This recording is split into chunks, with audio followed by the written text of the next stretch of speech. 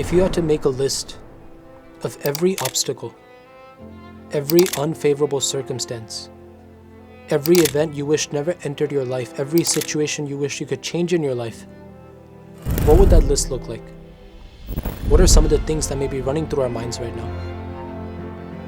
For a high school student, it may be that rejection letter from their dream college. For a college grad, it may be the silence of a phone that never rings with a job offer. For a businessman, it might be the crushing weight of a recession. The list goes on. The struggle of finding a suitable life partner, the heartbreak of a marriage filled with dispute on the brink of divorce, the grief of not being able to have children, the pain of old age, illness, the passing of a loved one, so on and so forth. Now, if we were to formulate a definition based on this list, we might say that every bad situation that occurs, every circumstance we dislike, is the cause of dukh in our lives. However, is this statement really true?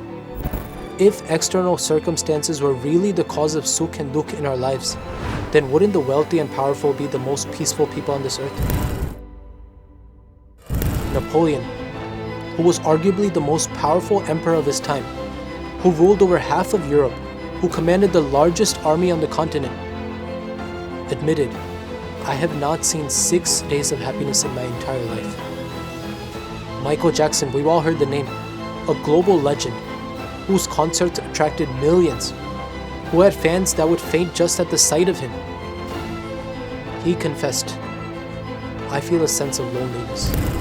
These guys had everything we could dream of, but they still felt empty inside. What is the true cause of sukh and dukh? Shri Krishna Bhagwan answers this question in the Bhagavad Gita. In the 4th Adhyay, Shlok number 39, he tells Arjun, Gnanam labdva param shantim macherenati gacchati. One who attains knowledge, Gnan, attains ultimate peace. In Satsang, we call this Gnan Samjan. And in Nishkulanand Swami's words, Sakhi samajana ma ganu sukh. True sukh lies in Samjan. So now the question arises, what is this Samjan?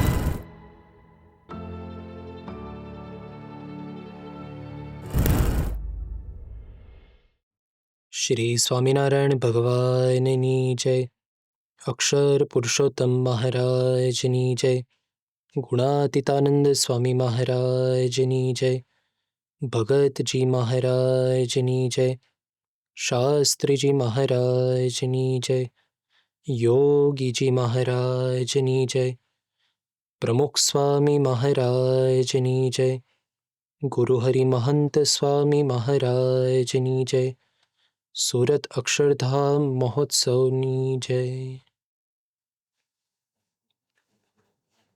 Let's start with the question. If you had to make a list of every obstacle, every unfavorable circumstance, every event you wish never entered your life, every situation you wish you could change in your life, what would that list look like? What are some of the things that may be running through our minds right now? For a high school student, it may be that rejection letter from their dream college. For a college grad, it may be the silence of a phone that never rings with a job offer. For a businessman, it might be the crushing weight of a recession. The list goes on. The struggle of finding a suitable life partner, the heartbreak of a marriage filled with dispute on the brink of divorce, the grief of not being able to have children, the pain of old age, illness, the passing of a loved one, so on and so forth. Now, if we were to formulate a definition based on this list, we might say that every bad situation that occurs, every circumstance we dislike, is the cause of dukh in our lives. However, is this statement really true? The answer is no. Because if this statement was correct, if external circumstances were really the cause of sukh and dukh in our lives, then wouldn't the wealthy and powerful be the most peaceful people on this earth? But we know that's not the case. Just look at the news. We read of prominent doctors and businessmen committing suicide. We hear of celebrities, successful actors, accomplished athletes facing depression. And this isn't just a today problem, it's been happening for centuries. Napoleon, who was arguably the most powerful emperor of his time, who ruled over half of Europe, who commanded the largest army on the continent, admitted, "I have not seen 6 days of happiness in my entire life." Michael Jackson, we've all heard the name, a global legend, whose concerts attracted millions, who had fans that would faint just at the sight of him. He confessed, "I feel a sense of loneliness." These guys had everything we could dream of, but they still felt empty inside. On the other hand, we see examples of devotees whose circumstances are extremely ordinary. They have almost nothing. They barely manage to secure 3 meals a day. They live in the simplest of homes and struggle to make ends meet. Yet, there is peace and happiness in their hearts. Many devotees write to Mahan Sai Maharaj. In one letter, a devotee writes, "Baba, I've had knee pain for a while now. The pain is almost unbearable. It's excruciating. So much that I'm tempted to end my life." Another devotee writes, "Baba, I have cancer. And the doctors have raised their hands now. They've told me that they can no longer provide treatment. I only have a few days left. However, by your krupa, my heart is filled with joy because I know I'm going to Akshardham." Whose situation is objectively worse? The second, obviously. The first individual only had knee pain. However, his thoughts reached the point of suicide. The second individual, on the other hand, had cancer. It was life-threatening. Nonetheless, his thoughts were fixed on Akshardham. What does this tell us? This tells us that circumstances do not determine sukh or dukh. They do not determine our stability and instability within. Those in good situations can be dukhi, and while those in bad situations can be sukhi. And we see these examples right before our eyes. And so the question remains, what is the true cause of sukh and dukh? Shri Krishna Bhagwan answers this question in the Bhagavad Gita. In the 4th Adhyay, Shlok number 39, he tells Arjun, "Gnanam labdva param shantim macherinati kachati." One who attains knowledge, Gnan, attains ultimate peace. In Satsang, we call this Gnan Samjan. And in Nishkudanand Swami's words, "Sakhi samajana ma ganu sukh hai." True sukh lies in Samjan. And if we really think about it, who doesn't know this truth? Deep down, we know this as well. For example, when we attend someone's funeral, what pratna do we do? Do we pray that this individual who has gone to Dham comes back to life? No. We pray that Bhagwan gives us the strength to be able to bear this loss. We pray for Samjan, because we know that the situation is not in our hands. But cultivating the right Samjan to get us through that situation, that's in our hands. That's in our control. So now the question arises, what is this Samjan? Mahan Sai Maharaj, in the Satsang Diksha Shlok 152, gives us this understanding. He states, "Bhutam yaccha bhavedyaccha yade vagre bhavishyati sarvam tanme hitayeva swami narayanichaya." All which has happened, all which is happening right now, and all which will happen in the future is solely due to the wish of Bhagwan Swaminarayan and only for my benefit. Bhagwan is Sarvakarta. He is the all-doer. This Samjan of Kartapanu, Mahan Sai Maharaj says, is a PhD level spiritual understanding. The world we live in is an ocean of alternating happiness and misery. Sansara che sukh dukh no dariyo. One moment brings joy, the next brings dukh. And we experience these various types of ups and downs on a day-to-day basis.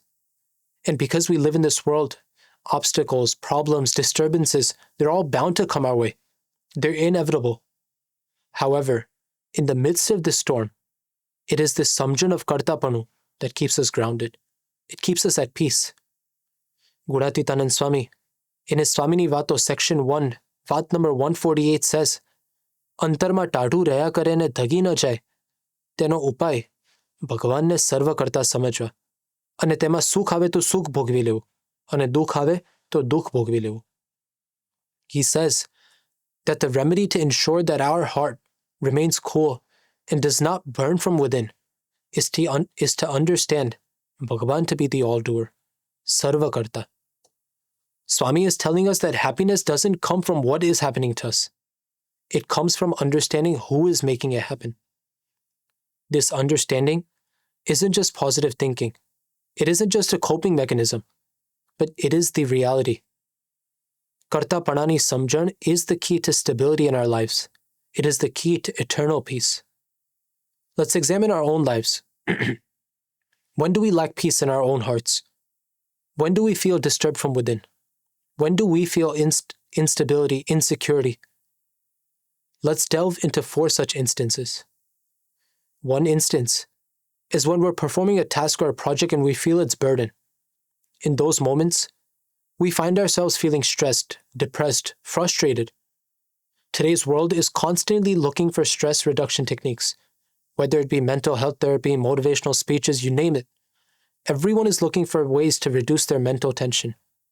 However, Maharaj and the Satpurush have given us this eternal remedy through the understanding of Kartapanu.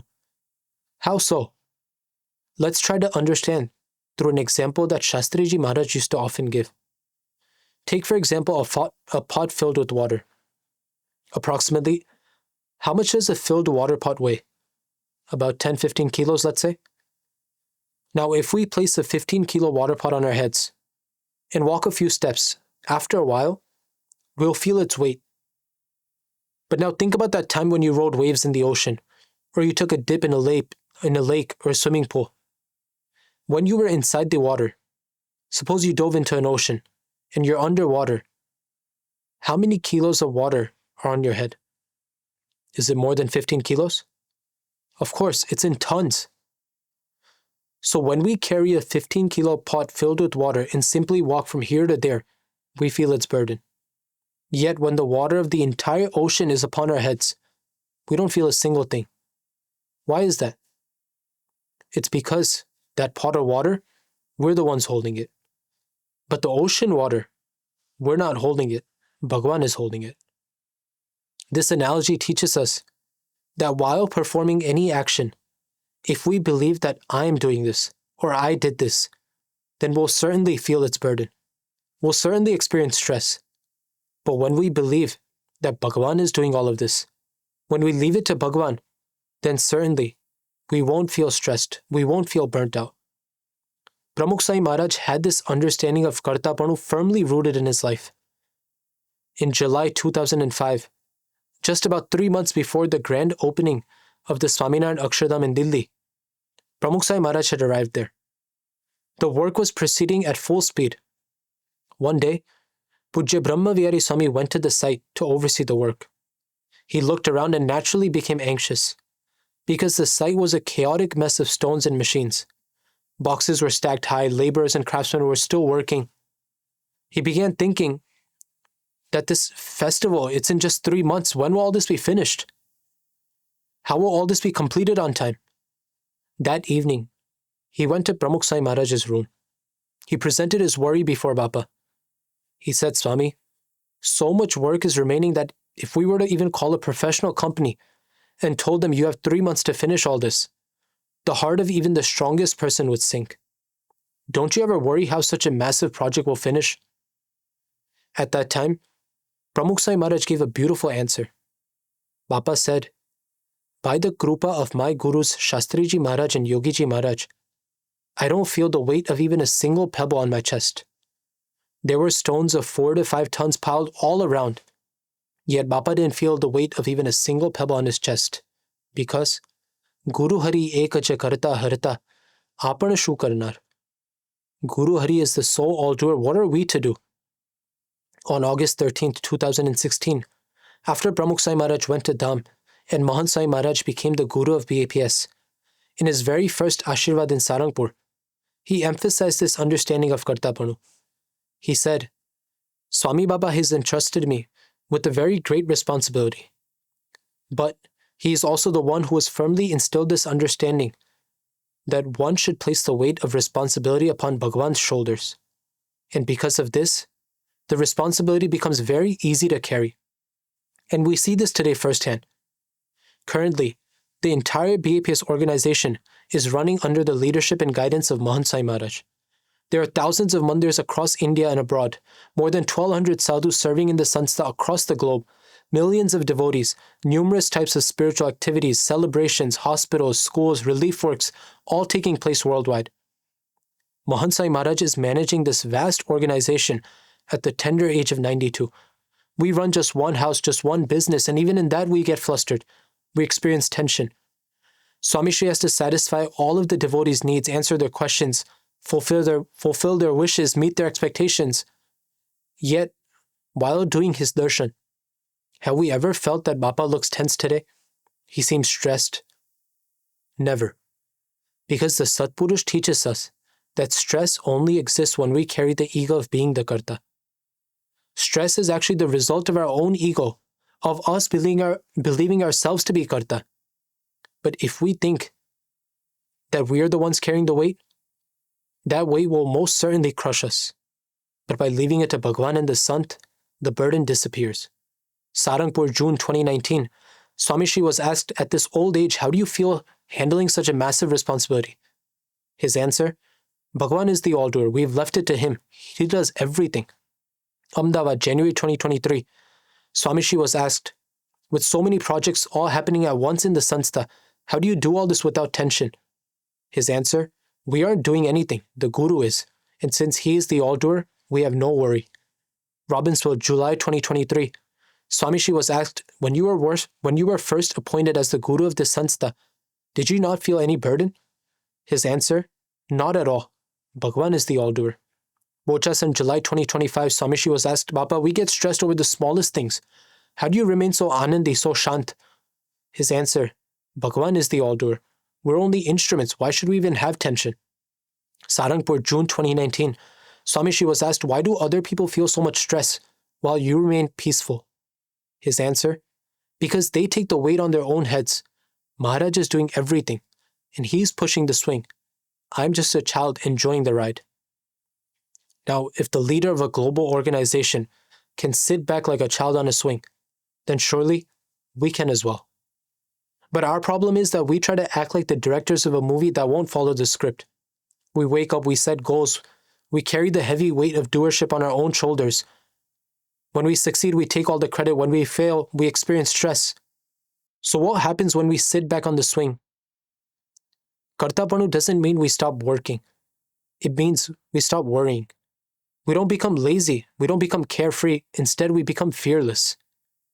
And so, when we perform any task, any responsibility, and believe Bhagwan to be Sarvakarta, that we're doing absolutely nothing, then certainly peace and happiness will remain in our hearts. Another instance that leaves us disturbed is when we face adversity. Whenever a challenge arises in our life, be it in the form of an illness or a financial or family issue, we naturally lose courage. Whatever Bhagwan does, although, is for our good. There once was a king who accidentally sliced off his own finger while practicing his sword skills. Bleeding and in pain, he began crying. But the king had a wise minister. At the time, the minister said, King, why are you so upset? Why are you worried? Whatever God does is for our best. The king became even more furious and cried out, how can this be good? Enraged by the minister's insensitivity, the king threw the minister in jail. Weeks later, the king was out hunting in the forest when he was captured by a tribe looking for a human sacrifice. They bound him to the altar. The king was scared out of his mind. But just as they were about to start, the leader of the tribe stopped. He pointed at the king's hand and said, this man is imperfect. He's missing a finger. We can't offer a blemished sacrifice to our gods. And right then and there, they let him go. The king was relieved. At the moment, he remembered the words of the minister. He rushed back and freed his minister. He told him, you were right. My missing finger actually saved my life. But my question is, how was it for the best that I threw you in jail? The minister smiled.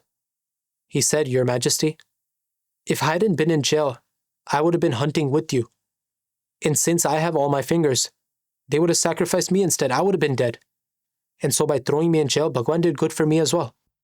Once after a terrifying shipwreck, one lone survivor ended up on the shore of a tiny deserted island.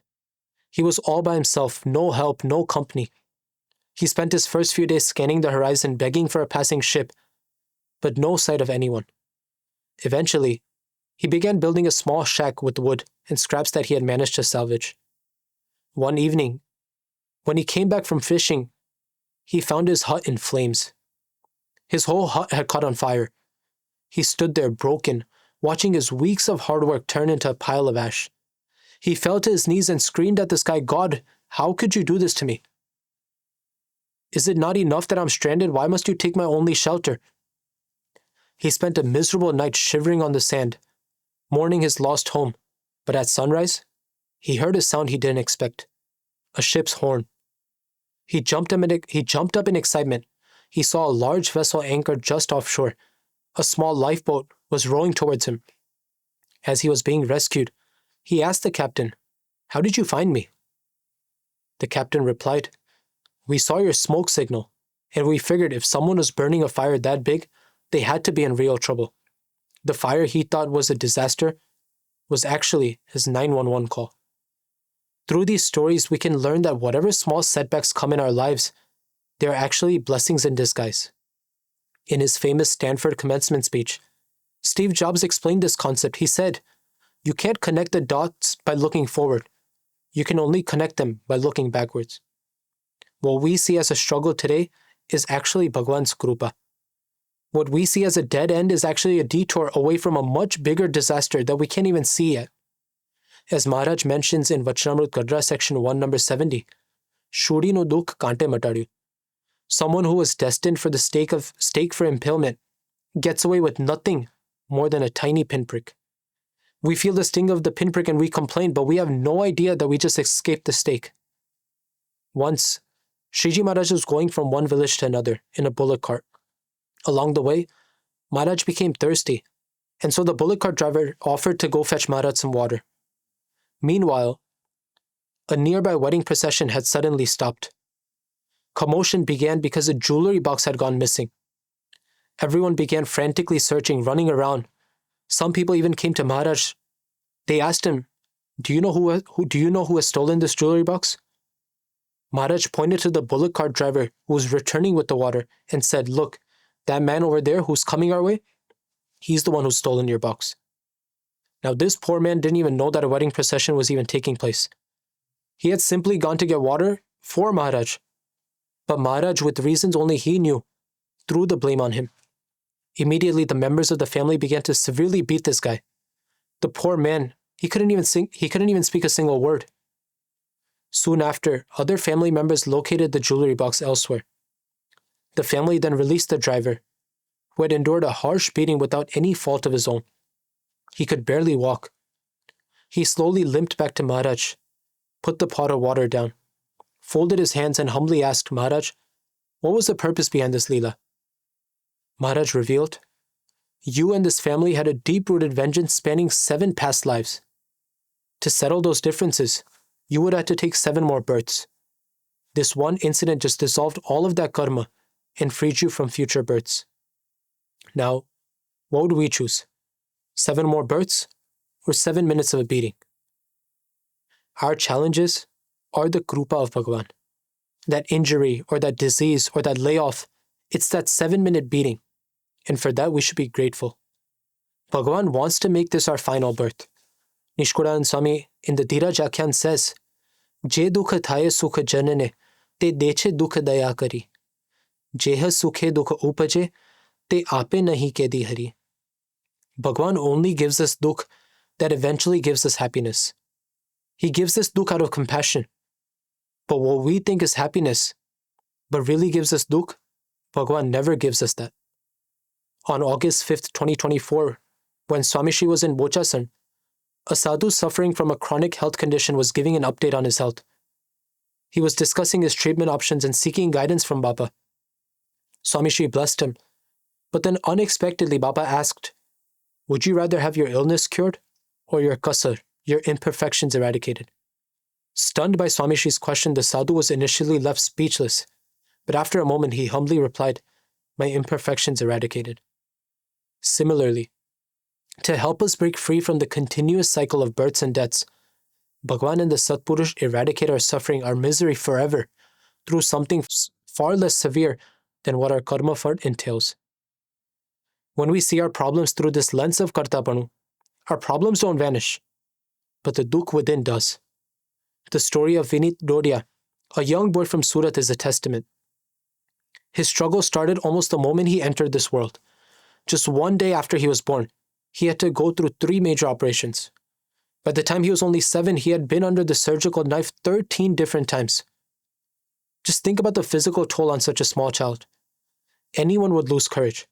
When people saw his suffering, they would ask him, "Vinit, doesn't it hurt? How can you handle all this pain?"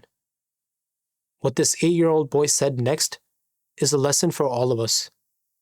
He looked at them and said, "Yes, it does hurt. But Mahan Sai Maharaj has taught us in the Satsang Diksha, Bhagwan kurute yaddi hitarthameva tatsada. Whatever Bhagwan does, he does only for my good. And by thinking of that, I remain happy." Even though his situation was bad, even though his body was in constant pain, his heart was full of peace. He knew that Bhagwan was in control, and that's what changed everything. Dasna dushman hari ke di hoine, jem karshe tem sukhaj tashe. Bhagwan is not our enemy.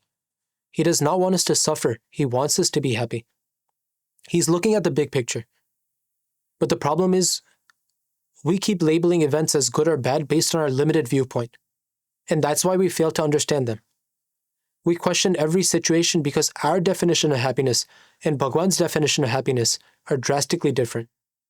But as stated in Vachanamrut Gadra section 1 number 67, the Satpurush's only intention is that those who come into his association, those who come into his contact are freed from worldly desires and become attached to Bhagwan.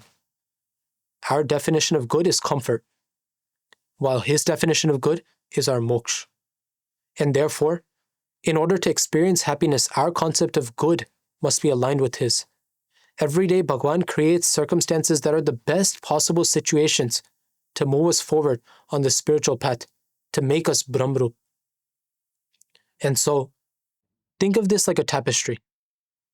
In the moment when a challenge arises, we're looking at the back end of that tapestry. From where we stand, life looks like a chaotic mess of tangled threads, frayed ends, knots that don't seem to make sense. We see a failure, a rejection, a loss, an illness, and it all looks like a mistake in the fabric. But on the other side, a masterpiece is being woven. All it requires is a perspective shift. And so the next time we feel overwhelmed by adversity, remember that we're only seeing the back of the tapestry. Trust the weaver. There is a masterpiece unfolding on the other side. And in this way, when we believe Bhagwan to be Karta, we remain at peace. When else do we feel instability and dukh? It's when we face failure. You spend hours studying for an exam, sacrificed hangouts with your friends just to study and score well. But in return, you still fail. You spend weeks tailoring a resume for a dream role. You research the company's history, practice interview questions, everything. But in return, no response. You're the first one in the office, the last one to leave. You take on extra projects. You help your colleagues. All for that raise, all for a promotion. And in return, nothing. You decide to get in the best shape of your life. You stick to a strict diet. You give up your favorite foods. You hit the gym 5 days a week. And in return, when you step on the scale, the number is still the same. You spend weeks practicing, conditioning, watching film, running plays. But in return, you get swept in the first round of the playoffs. When we give everything we have and receive nothing in return, our heart burns with the heat of frustration. But when we take a deep dive into the lives of our gurus, we can see that they've faced failures as well. But with the Samjan of Kartapanu, they've remained calm and composed. In 1983, the BAPS Sanstha purchased a prime piece of land in the Harrow area of London to build a Shikharbad Mandir. By 1985, however, local opposition led the Department of Environment to deny construction permits. Refusing to give up, our Sanstha hired top-tier lawyers and fought the case in court. The devotees even gathered 20,000 signatures from the local community. Despite a rock-solid case, the court ruled against the Sanstha for minor reasons. Many felt the verdict was biased. All the devotees were crushed. Pramukh Sai Maharaj was in Atladra at the time. At 11 p.m., he received the news of the case that we had just lost. Swamiji was aware of the years of effort and resources that had gone behind this case. And yet, he simply remarked, Bhagwan ni ichha, Bhagwan's wish. And within minutes, he was fast asleep. Vivek Sagar Swami, who was also with him, he couldn't sleep all night. And when Swamiji woke up the next morning, he asked Baba, Swami, how could you sleep so soundly? I couldn't sleep at all. Swamiji then shared the secret to his internal peace. He said, why not? The rest is up to Bhagwan's wish. Maharaj must wish to reside somewhere else. Throughout his life, Swamiji lived by this principle of Kartapanu. The understanding that while effort belongs to us, the ultimate fruit belongs to Bhagwan. He is the karma fad pradata. Despite the failure followed by sincere hard work, Swamiji remained at peace because he had performed his duty and now left the results to Bhagwan. That's what the Satpurush teaches us. Put in the work and leave the rest to Bhagwan. Think back to May 2021. Due to misunderstanding, the Robbinsville Akshardham construction project faced a major setback. Skilled stone artisans critical to the project unexpectedly departed. The sudden loss left everyone hopeless. It was by every human metric an irreparable blow to the project. Naturally, everyone was overwhelmed. You could feel the tension in the air. Everyone was worried. What's going to happen? How will this project finish now? But where others saw collapse, Mahan Sai Maharaj saw something different. He didn't see an end because he saw Bhagwan ni ichha. Santo once asked Swamiji, what was your first thought when you received the news of this obstacle that had come? Swamiji immediately responded, Bhagwan's wish. Whether something bad happens or something good happens, it is all due to Bhagwan's wish. Bhagwan is the all-doer. He is Sarvakarta. And because of that, we're free of worry. Jarai chinta nati. Swamiji was completely, 100% Nishchint. This word is powerful. It doesn't just mean not worried, but it is a state of absolute mental peace when one has surrendered the outcome to Bhagwan. If we can understand this, we can also remain free of anxiety, no matter the outcome, even if it's not our desired result. And lastly, we often find that when someone hurls a harsh insult, a bitter word our way, anger spreads through our hearts like a wildfire. We've all experienced it, a sharp comment, a false accusation, public ridicule. And in those moments, we feel the need to defend, to retaliate. We feel our ego being bruised, and we immediately want to set the record straight. But think about it, why doesn't an insult hurt? It hurts because we believe the person insulting us is the karta. We think that he's the doer. We think they're the ones attacking our happiness. However, Kartapanu Samjan extinguishes that fire that spreads within. Because if we believe someone else has the power to ruin our peace, then we make that human more powerful than Bhagwan. In the Vachanamrut, Gadra section 1 number 74, Shriji Maharaj explains, if Bhagwan seats us on an elephant, we should be happy. If he seats us on a donkey, we should still be happy. Everything happens by his will. Therefore, like a dry leaf that moves with the wind, we should remain dependent on Bhagwan and remain happy. This Samjan is a shield. When we believe Bhagwan is Sarvakarta, an insult is no longer a personal attack. It is a circumstance orchestrated by Bhagwan. Consider the life of Bhagatji Maharaj. While Bhagatji Maharaj was serving in Junagadh Mandir, digging the foundation for a Haveli, people in envy would throw heavy sacks of sand onto him to hinder his work, to humiliate him. But not once did he retaliate. He tolerated it all with a smile. How did he stay so calm? Because he saw that these are all Brahmani Murti, and residing within them, Gunatitanand Swami is the one testing me. He saw the examiner, not enemies. When we realize that Bhagwan resides in the very person insulting us, the sting of that insult disappears. When we believe that Bhagwan is testing us through that person, that insult becomes a spiritual exam rather than a personal attack. In 1900, when Shastriji Maharaj was working to establish the first Akshar Purushottam Mandir in Bhagwan, opponents who wanted to destroy his reputation, they spread a false rumor that Shastriji Maharaj had stolen 60,000 rupees, packed it in a chest, and hidden it to fund the Bhagwan project. When Shastriji Maharaj was informed of these rumors, upon hearing the news, he smiled, and he simply remarked, Bhagwan ni ichha, only what Maharaj wills happens. And therefore, if we've kept Bhagwan, if we are on the side of truth, then no one will be able to harm even a single hair of ours. The Satpurush teaches us that even when our own reputation, our credit is under attack, Kartapanu Samjan keeps us composed. And we all know the famous 1974 prasang. On his first overseas tour as the Guru of BAPS, Pramukh Sai Maharaj flew to Nairobi, only to be told upon landing, before even stepping off the plane, that he had to return to India immediately. To the devotees and sadhus that were there, this was a moment of disappointment, a moment of public embarrassment. Yet, Swami Shri's expression not once flickered. He wrote in Kothari Bapa's diary, whatever happens is according to Maharaj's wish. In his Ashirvad the following morning, Bapa said it is easy to accept Bhagavan as Karta, but we often struggle to accept him as Harta, the one who takes away, the one who allows these obstacles. True peace comes when we realize that the taking away is just as much a blessing as the giving. Bapa used to often remind us, koi no bagartu nathi, koi no sudartu nathi. Kartapanu Samjan helps us generate the strength to happily tolerate these insults and remain stable. And so, if we can live like that dry leaf in the wind of Bhagwan's wish, insults lose their power, and we eternally remain at peace. In this way, when we understand Bhagwan to be Sarvakarta, when we implement this understanding in our day-to-day encounters, then no matter what difficulty comes into our lives, peace, happiness, stability remains in our hearts forever. However, Kartapanu Samjan doesn't end just here.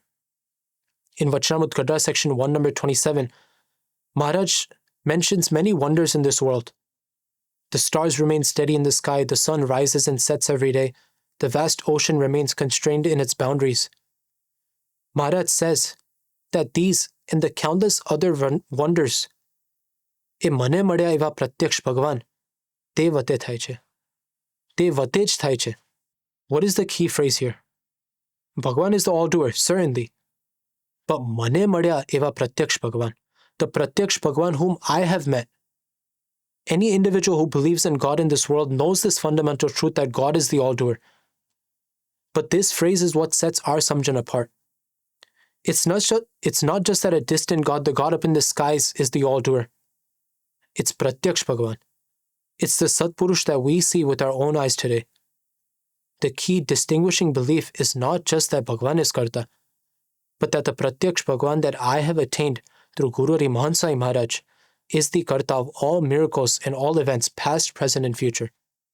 And so we're fortunate beyond measure to have attained the Sarva Karta Bhagwan.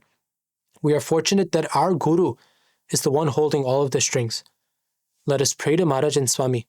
We're able to cultivate this understanding of Kartapanu.